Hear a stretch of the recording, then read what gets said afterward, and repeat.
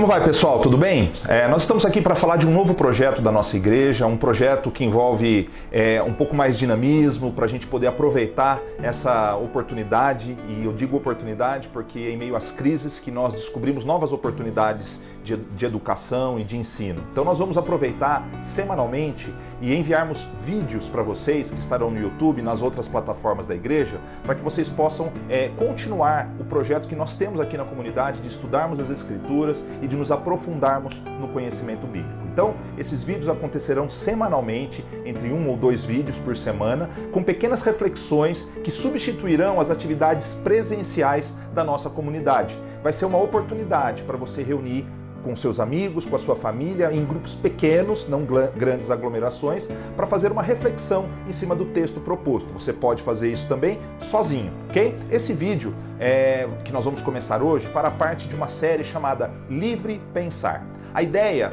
não é que nós tenhamos liberdade total para refletir a respeito de tudo, mas é uma liberdade que nos é propiciada por Cristo Jesus, porque a Bíblia nos ensina que se Cristo nos liberta, nós somos então verdadeiramente livres. Então o livre pensar também tem a ver com a nossa denominação, nós somos Batista Livre, então o nome tem a ideia de apontar para nós a necessidade de refletirmos e de não seguirmos o pensamento comum, o efeito manada, que muitas vezes conduz a sociedade. Então, a ideia é que você pense e reflita a partir da liberdade que Cristo te deu. E para nós começarmos, nós vamos estudar o texto de Colossenses, capítulo 4, versos 1 a 6. Mas antes da gente começar, eu queria falar para vocês que Paulo escreveu para os cristãos da cidade de Colossos um dos mais belos hinos cristológicos, ou a respeito de Jesus. Começa lá no capítulo 1, em especial no verso 15 em diante, onde ele diz: ele é a imagem do Deus invisível, o primogênito de toda a criação. E por aí vai nos versos seguintes, exaltando a figura de Cristo Jesus. Ele tinha um objetivo de combater os ensinos errados que aconteciam naquela região e exaltar a figura de Cristo como a razão da nossa esperança, conforme capítulo 1, verso 27. Paulo estava preso por causa do Evangelho e nesse belo hino à região de Colossos, ele diz grandes coisas e grandes lições que nós precisamos refletir. No capítulo 4, ele começa dizendo o seguinte: senhores, deem aos seus escravos o que é justo e direito, sabendo que vocês também têm um Senhor no céu. O capítulo 3, ele se encerra falando justamente sobre essa relação dos senhores e dos servos, dos escravos.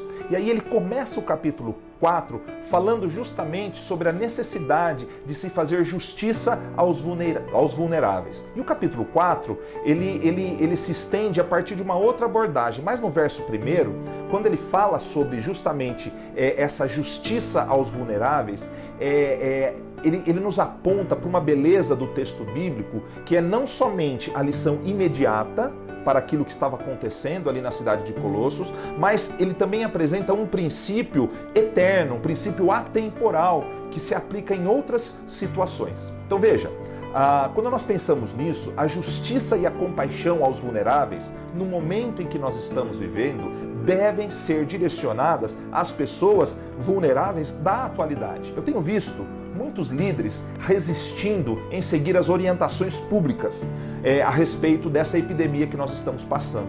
Mas nós não podemos esquecer de dar a César o que é de César. Nós precisamos respeitar as nossas autoridades e, muito mais do que isso, entender que os nossos idosos, que as pessoas com algum tipo de imunodeficiência estão mais suscetíveis aos ataques desse vírus que nós estamos enfrentando. Então, a minha pergunta para você é o seguinte: onde está a nossa justiça e a nossa compaixão aos vulneráveis? Paulo encerra dizendo que não adianta nós cultuarmos a Deus num local se nós não amarmos as pessoas como Cristo amou. Você fala assim, mas onde ele está dizendo isso? Ele está dizendo o seguinte: sabendo que vocês também têm um Senhor no céu. O que está por trás disso é a ideia de que nós estamos prestando contas a Deus. E ele nos ensina em todo o Novo Testamento que a igreja somos nós e não necessariamente um local ou uma reunião. Veja, o versículo 2 começa dizendo o seguinte: dediquem-se à oração, estejam alertas e sejam agradecidos. Em dias de muita correria, é muito comum esquecermos de desenvolver uma vida devocional a contento. Por isso, neste momento em que muitos de nós estaremos em casa, nos afastando das pessoas, com um pouco mais de tempo, ao invés de nós criarmos uma rotina exaustiva, precisamos criar uma rotina equilibrada e inserir na nossa rotina o princípio da oração, a obediência ao mandamento que Paulo dá aqui para nós, de nos dedicarmos à oração, de estarmos alertas e sermos agradecidos. Ele diz para nós que isso é fundamental para vivermos uma vida cristã pautada realmente no Cristo que professamos. Então veja, ele diz que nós devemos interceder. Para quem nós podemos interceder hoje? Pelos doentes, pelos idosos, pelos vulneráveis, pelos médicos, pelos enfermeiros, pelos nossos governantes. E nós precisamos estar alertas às necessidades que mudam dia após dia. E nós precisamos também continuar firmes, com fé, não entrando em pânico, orando sem cessar, sempre com o coração agradecido, conforme o versículo 2. O verso 3, ele diz assim, ao mesmo tempo, orem também por nós, para que Deus abra uma porta para a nossa mensagem, a fim de que possamos proclamar o mistério de Cristo pelo qual estou preso. Orem para que eu possa manifestá-lo abertamente, como me cumpre fazê-lo. Então tem duas coisas aqui desses dois versículos. Consciência missionária e senso de missão. Você pode perguntar, mas não são as mesmas coisas? Não, não é a mesma coisa. Então veja só, a consciência missionária é a visão que Paulo apresenta de que há necessariamente oportunidades que precisam ser aproveitadas. Veja, no verso 3 e 4 ele diz o seguinte: ao mesmo tempo, orem também por nós, para que Deus abra uma porta para a nossa mensagem, a fim de que possamos proclamar o mistério de Cristo, pelo qual estou preso. Orem para que eu possa manifestá-lo abertamente, como me cumpre fazê-lo. Paulo pede que os cristãos de Colossos orem para que ele possa falar do Evangelho.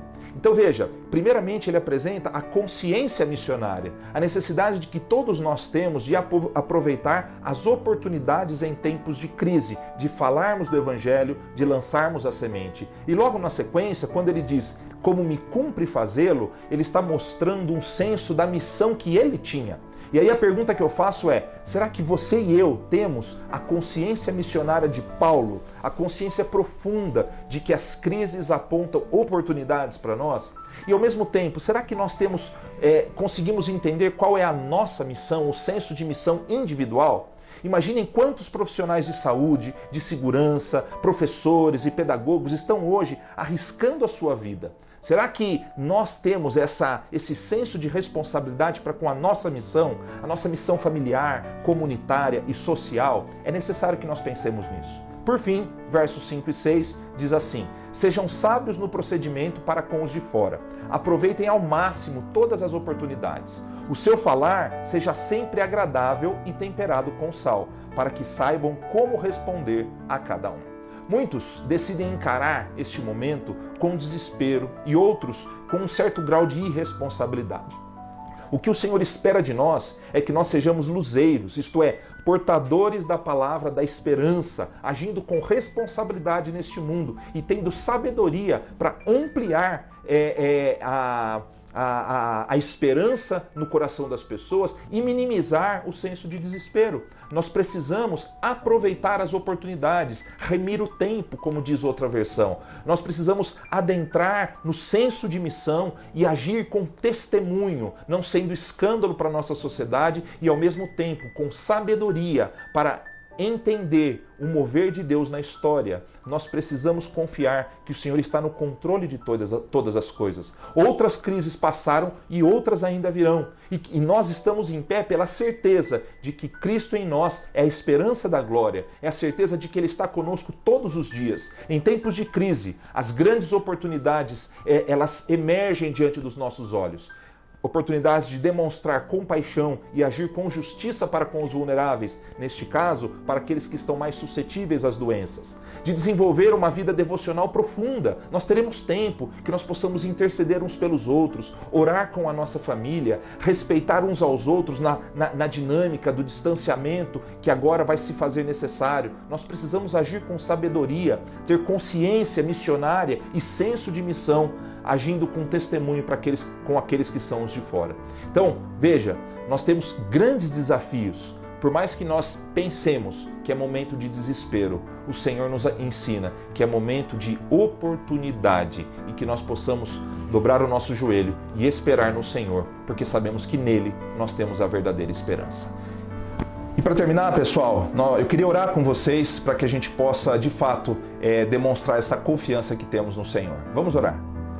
Pai, nós te louvamos e agradecemos por este momento. Nós sabemos que nosso país, o mundo passa por uma crise e que nós, como seus filhos, como representantes do Senhor neste mundo tenebroso, nós devemos manifestar a sua graça, manifestar a luz do Senhor, trazendo esperança às pessoas que estão ao nosso redor. Para isso, Senhor, restaura dentro de nós a esperança e aponta-nos, Senhor, o caminho pelo qual nós devemos seguir. Que nós nos aprofundemos na comunhão, que nós nos aprofundemos na compaixão, na justiça, em nome de Jesus. Amém. Deus abençoe vocês. Até o próximo vídeo.